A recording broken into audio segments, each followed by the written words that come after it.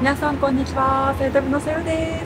本日はですね、私は東京のバスタ新宿というバスターミナルからお届けしております。今日はですね、さよたびとっても珍しく夜行バスで関西に向かいます。やばくない？夜行バスとは超無縁そうでしょう。だけど今日はただの夜行バスではなくて、なんと夜行バスのファーストクラスが取れました。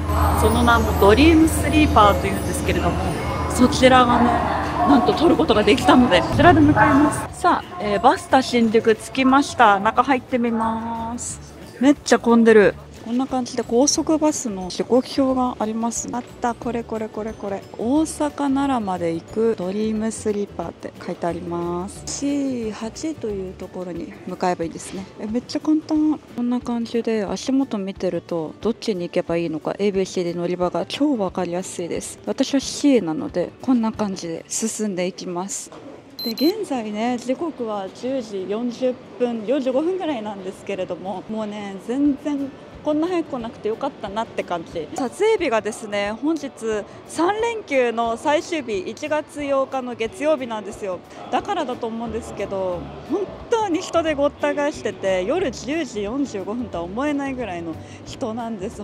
私ちょっと勇み足でというか、あまり勝手が分からなくて45分前に着いてしまったんですけど、ちょっと早かったなっていう気持ちでいっぱい。南口にもし出た場合はこのままね、目の前の道路突っ切ると、ルミネのニューマンのバスのところに来れます。バスタ新宿のザ土産ショップ、朝6時から24時までやっているそうです。結構いろんな種類お支払い使えます。ちょっとした乗り物用のなんかいろんなグッズなんかもありますよ。お土産屋さんの前にはですね、こんな感じでデイリー山崎もあるので、なんか必要と思ったらこっちもあります。東京バナナのピカチュウがある。こんな感じで困った時のメイク落としとかあらゆるものも、歯ブラシもいっぱいあります。安心。お、ゆうちゃんのも下ろせる。でも私はね、特に全部持ってきたのと、お風呂も歯磨きも済ませてきたので特に買わないんですけど、こんな感じで普通にコンビニもあるので安心です。私が今日乗るドリームスリーパーなんですけれども、今日はねこちらのバスタ新宿から大阪駅の桜橋口というところまで約8時間乗っているわけなんですけれども、このドリームスリーパーっていうのがどんなにすごいかというと、なんとですね、全室個室なんです。今日ね、私が夜行バスでなんで関西に行きたかったのかというと、夜行バスというとそれこそ3列とか4列とかのめちゃくちゃ厳しい、もう本当修行のようなね道中だけど2500円とか3000円で格安で関西に行ったり来たりできる、そんなイメージだと思うんですけど、このドリームスリーパーってめちゃくちゃ人気で、それこそさよ旅もそうなんですけど、移動が好きなんですよ。私快適な移動とかめちゃくちゃ好きだから、何時間も乗り物に乗ってるのは結構余裕なんです。でもドリームスリーパーは個室の上に1つのバスに11席しかないんです。だからこそ本当に大人気で全然取れないの。だけど今日たまたま見つけました。でお値段は片道2万円です。新幹線ののぞみだと1万5000円ぐらいで片道行けるので、それよりは高いんだけど、ホテル代だと思えば全然余裕かなみたいな感じで超楽しみに来ました。23時5分10分前に乗り場にやってきました。あ、いるじゃん。おー、すごいかっこいいですね。ご案内いたします。23時、京都、大阪、梅田、イーグルホテル、ホーム、桜 AD64 号は流ご線乗車ください。かっこいい。おー、いいね。これが11席しかない夜行バスのファーストクラス。約10分前ぐらいにね、列に並んでくださいって言われました。いやめっちゃ楽しみ。なんかね、靴一人一人ね脱いで靴袋に入れてくれた上にスリッパを履かせてくれるという、なんという神対応。これがファーストクラスかって感じ。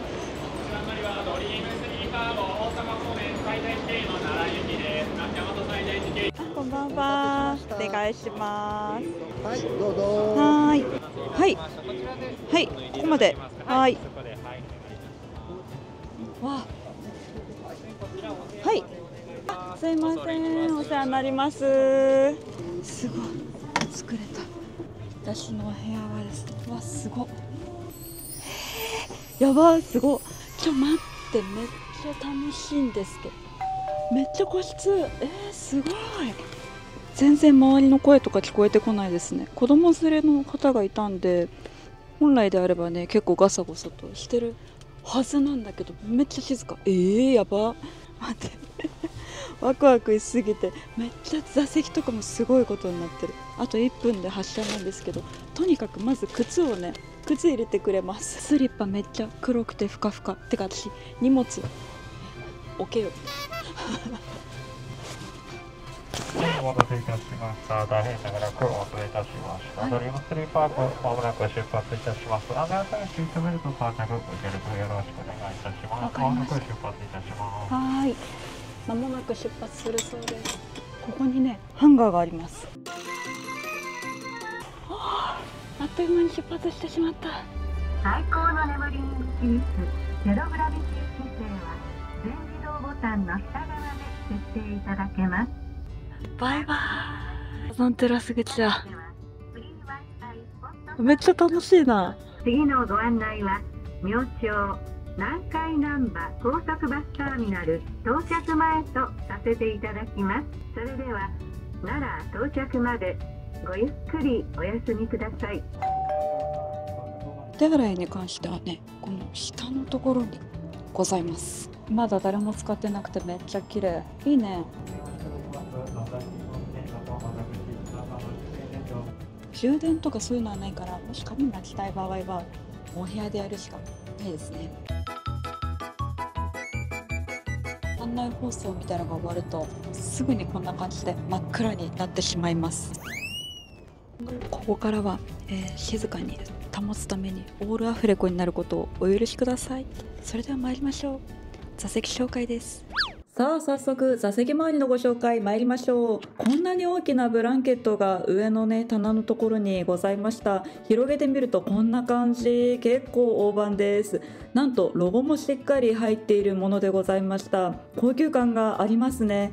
この上の棚のところにはブランケットとこちらのルームウェアというか、この中で着れる館内着といいますか、バス内着みたいなものがございまして、長めのワンピースみたいな形でございます。着てみるとこんな感じ、結構ゆったりしてて着心地が良かったです。どんな身長の方も対応できるような長めサイズでした。座席の横には空気清浄機、そしてくるくるっと回して電気を調節することができます。そしてこちらはですね、私が今座っている椅子のリクライニングをボタン一つでこのようにできてしまいます。水もイロハスのものが置いてあります。さてさて、充実のアメニティたちをご紹介させていただきます。グッドデザイン賞を受賞しているバスなんだって、すごい。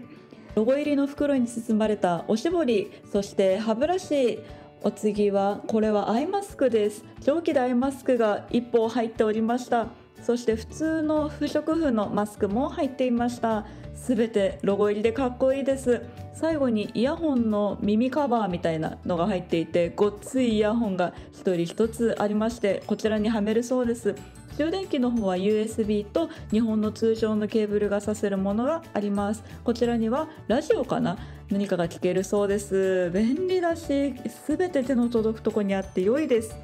夜行バスで息を明かすのに必要なものをまとめたポーチの中身、ご紹介していきたいと思います。一つ目はイプサのザ・タイム R デイエッセンススティックです。こちらは飛行機の時にも大活躍なんですけれども、こうしてリップクリームのようにほっぺや肌やあらゆるところに塗ることができて保湿ができます。保湿といったらもう一つワセリンですね。こちらも唇とネイルオイルと、あとハンドクリーム、そして髪の毛なんかにも使えますね。バスの中も意外と乾燥していたので、アメニティのマスクをしっかりつけて、こんな感じで保湿バッチリで寝たいと思います。秘密基地みたいで面白い。それではおやすみなさい。現在0時40分なんですけれども、サービスエリアに着きました。下りだとここだけ止まるそうです。ちょうど新宿を出て1時間半後ぐらいに降りることも可能です。約19分間のサービスエリア滞在でした。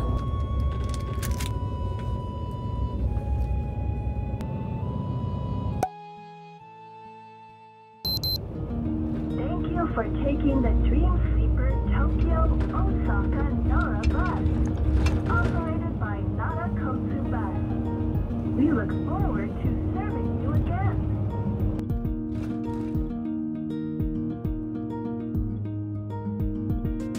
おはようございます。あと15分ほどで南海ナンバーのバスターミナルに到着いたします。だんだん空はね、だんだん気温も徐々に明るくなってきたんですけど、確かに着いちゃうわ。やば、恵比寿橋です。今、難波の方らへんですね。あと10分。マジ。おはようございます。急いで身支度をしてまいりたいと思います。意外と朝最初の放送が来るまでノンストップ爆睡しておりまして、一つ前に1個なんか別のバスターミナルに泊まるんですけど、そこがもうほんとすぐ近くで超焦っている様子です。日焼け止め兼下地でプリマヴィスタの小さいものを持ってきました。夏にブルーをねひたすら愛用してまして、その時かなんかのおまけなんですけれども、こういうお泊まりポーチに入れとくのが便利で、もうさっさと急いでこちらをペペペペと塗っています。こちらがね大阪駅の一つ前に着くバスターミナルに到着しました。バスターミナル着きましたね。ご乗車ありがとうございました。南海ナンバー到着です。お降りの際は忘れ物ないようにお願いします。この度は7号のドリームスリーパーもご利用いただきまして誠にありがとうございました。いつの間にか車掌さんが関西弁になっていて、ああ大阪に来たなぁとウキウキしながらイプサのスティックをぐりぐりほっぺに塗っているところです。そして眉毛消えているところをセザンヌのペンでクイクイと直して、ただねライトがねちょっとね見づらかったです。もしかしたらそんなに、いやすぐ着く。